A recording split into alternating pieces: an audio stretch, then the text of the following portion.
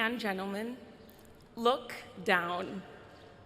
You are standing atop miles, literally miles of bookshelves.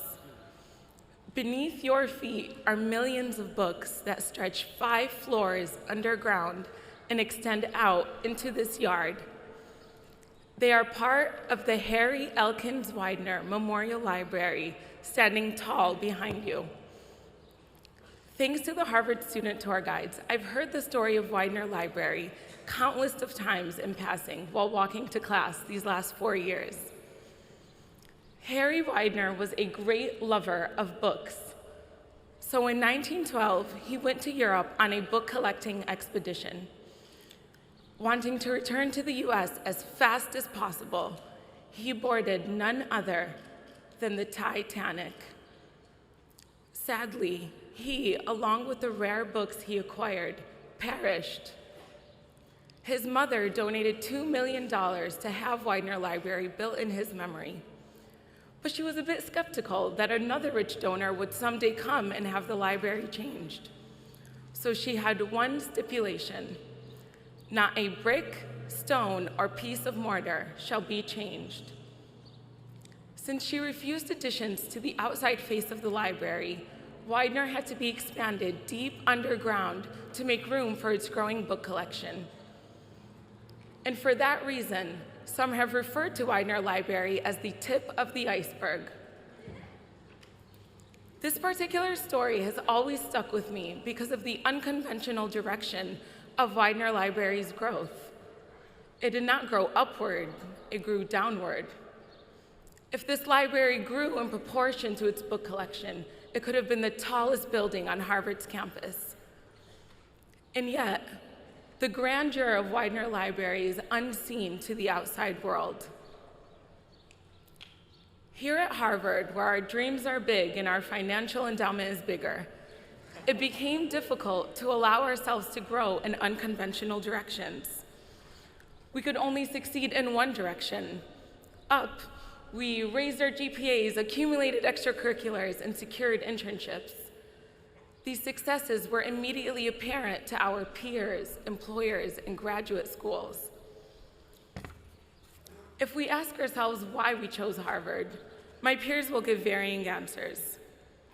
Whether you are a pre-med student who wanted to spend the best 4 years of your life overworked, stressed, and sleep-deprived, or a Gov concentrator who wanted to learn rigorous methods to reinforce your already existing political beliefs,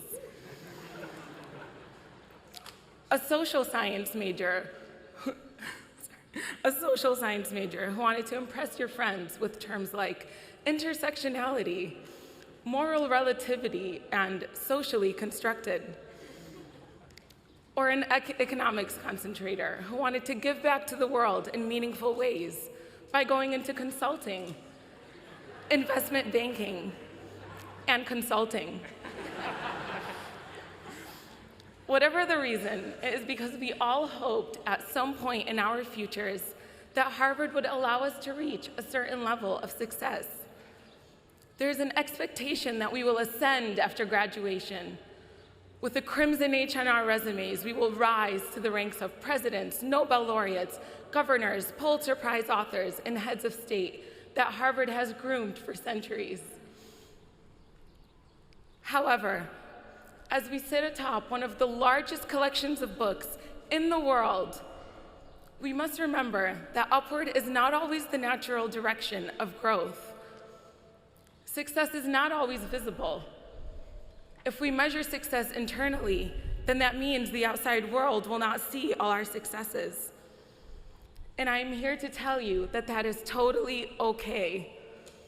It does not take away from their significance, their worth, their power to change the world. These last 4 years, I saw my peers value the successes that would not go on their resumes.